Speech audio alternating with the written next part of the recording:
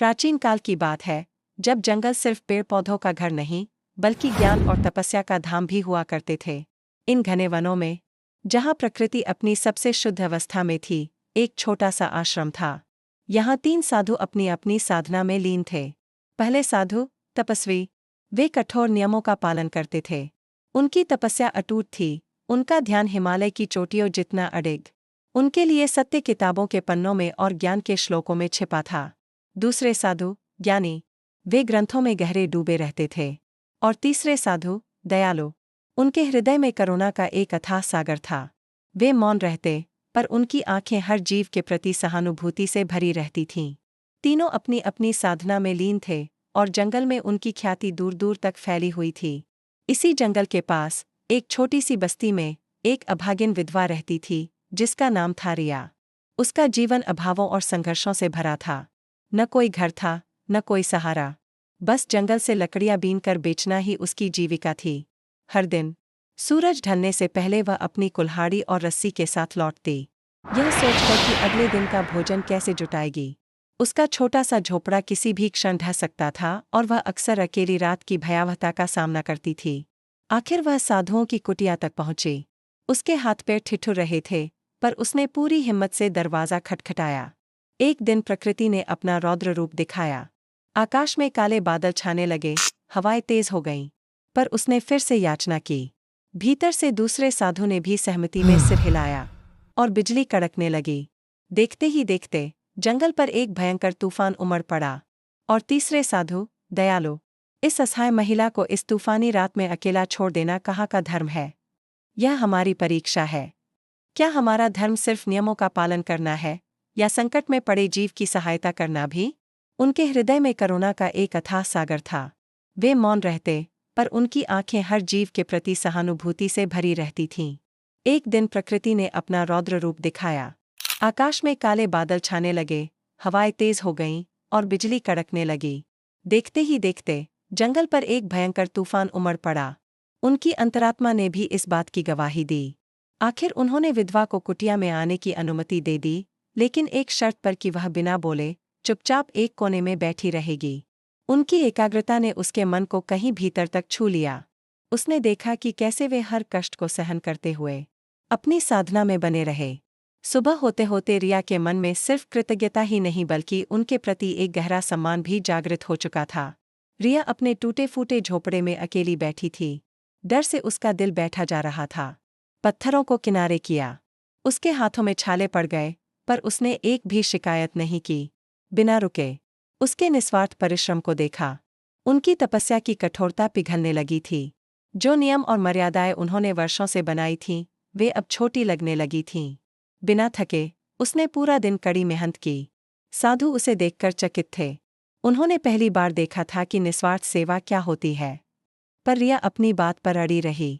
इस महिला ने हमें सिखाया कि सच्चा धर्म करुणा और कर्म में है, न कि केवल एकांत साधना में। दूसरे साधु ने भी सहमति में सिर हिलाया। साधुओं ने कुटिया के बाहर देखा। तूफान से जंगल में बहुत से पेड़ गिर गए थे, और आश्रम तक आने वाला रास्ता पूरी तरह से अवरुद्ध हो गया था।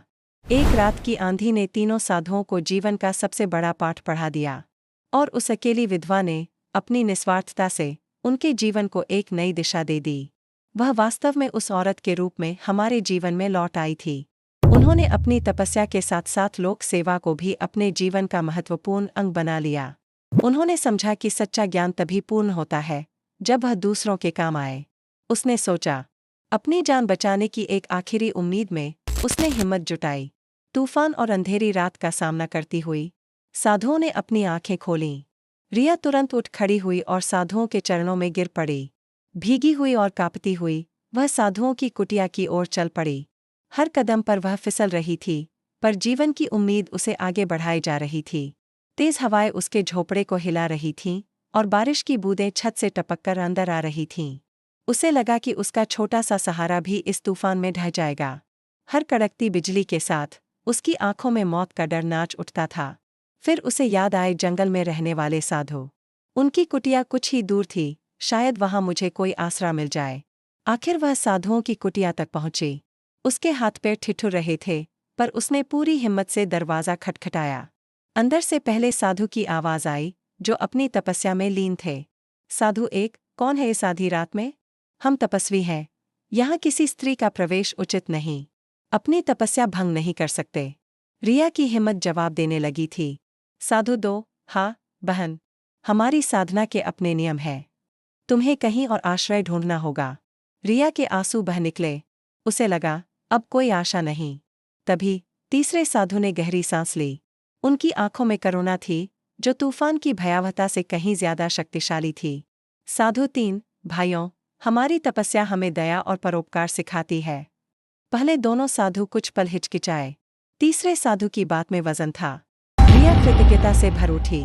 वह चुपचाप एक कोने में जाकर बैठ गई। उसकी आंखें नम थीं और उसका दिल कृतज्ञता से भरा हुआ था। रात भर तूफान गरजता रहा और रिया ने चुपचाप साधुओं को अपनी तपस्या में लीन देखा। उनके मौन। सुबह हुई। तूफान थम चुका था और सूरज की पहली किरणें जंगल में फैलने लगी थीं। रिया, महाराज, आपने मेरी जान बचाई। मैं आपकी आभारी हूँ। मेरे पास आपको देने के लिए कुछ नहीं है, लेकिन मुझे सेवा का अवसर दें। मैं आपके लिए कुछ करना चाहती हूँ। तीसरे साधु ने मुस्कुराते हुए कहा। साधु तीन, पुत्री, हमने सिर्फ अपना कर्तव्य निभाया है।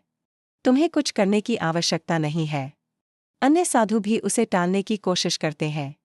साधु एक, अगर तुम हमारी मदद करना चाहती हो, तो इन गिरे हुए पेड़ों को हटाने में मदद करो ताकि रास्ता साफ हो सके। रिया ने बिना एक पल भी सोचे तुरंत काम शुरू कर दिया। उसने अपनी पूरी शक्ति से पेड़ों की डालियों को हटाया। शाम होते होते रिया ने रास्ते का एक बड़ा हिस्सा साफ कर दिया था।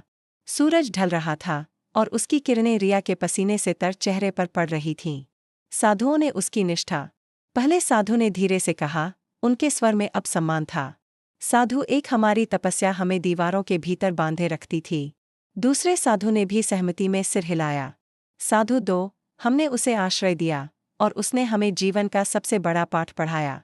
जिस दया को हमने पहले संशय से देखा था, उस रात जंगल में सिर्फ तूफान ही नहीं थमा था, बल्कि साधुओं के जीवन के प्रति दृष्टिकोण में भी एक बड़ा बदलाव आया था। यह कहानी हमें सिखाती है कि सच्चा धर्म केवल मंदिरों या साधना में नहीं, बल्कि असहाय की मदद करने, करुणा दिखाने और निस्वार्थ कर्म करने में भी है।